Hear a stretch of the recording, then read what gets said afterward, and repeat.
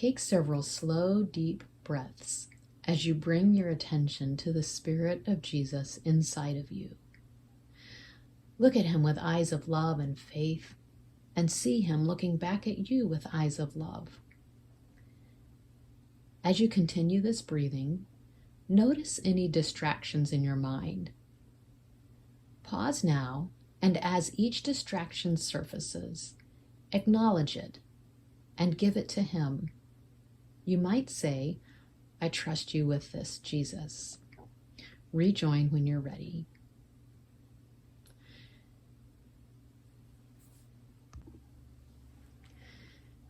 Now we read from Matthew 26, 6 through 13 from the New International Version. While Jesus was in Bethany, in the home of Simon the leper, a woman came to him with an alabaster jar of very expensive perfume, which she poured on his head as he was reclining at the table. When the disciples saw this, they were indignant. "Why this waste?" they asked. "This perfume could have been sold at a high price and the money given to the poor." Aware of this, Jesus said to them, "Why are you bothering this woman? She's done a beautiful thing to me. The poor you will always have with you, but you will not always have me. When she poured this perfume on my body, she did it to prepare me for burial.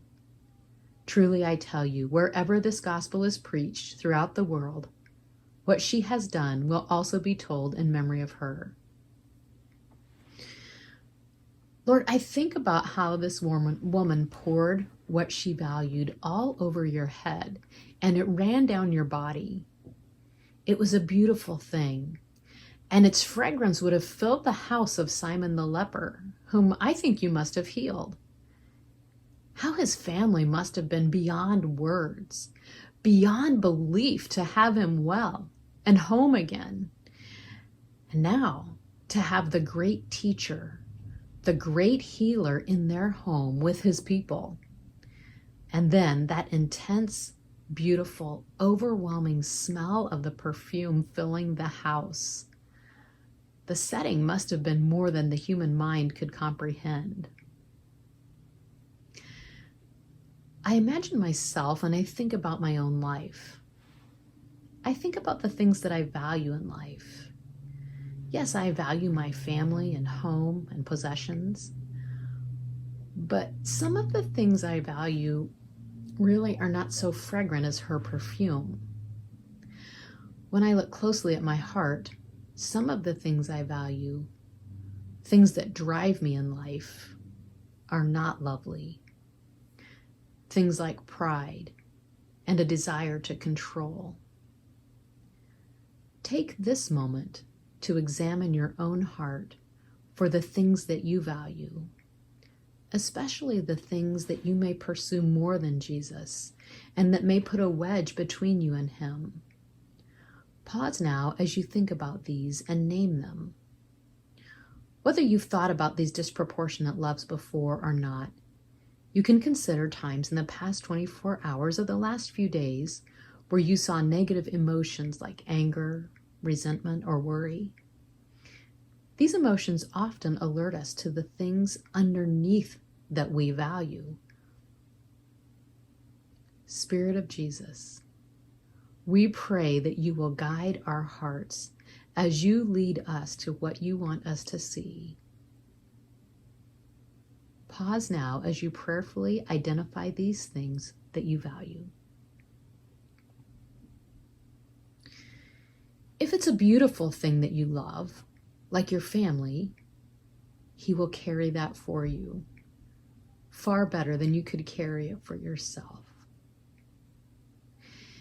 If it's a self-motivated thing, like a drive for security or acceptance or success, he can carry that to the cross with him as you release it and invite him to be your first, truest, and deepest love.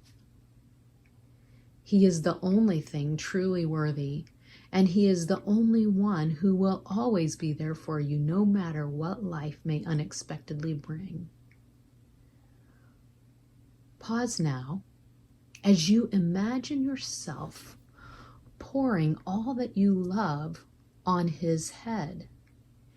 You might even hold your hands out with your palms down, imagining them over his reclining head as you pour out your loves.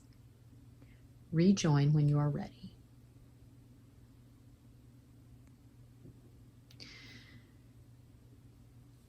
Jesus, we confess that there are these things in our lives that we have loved more than you. And we ask your forgiveness. We unpledge allegiance to these things. It may not be our first time to do so, and it likely won't be our last. But we want to be in this process of giving you our full allegiance. We graciously receive your forgiveness. And we fly into your embrace to experience the bliss of your transformation by your recreating light. Please transform us far beyond what we would ever intend for ourselves. And now, turn your hands over with your palms up. And imagine that he places his hands on top of yours. Imagine looking into his eyes with love as he looks back at you with love.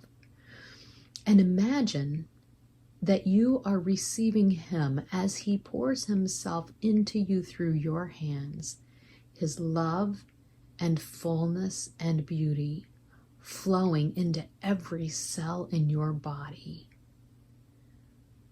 Soak in his majesty and his worthiness of your love. Pause now and rejoin when you're ready.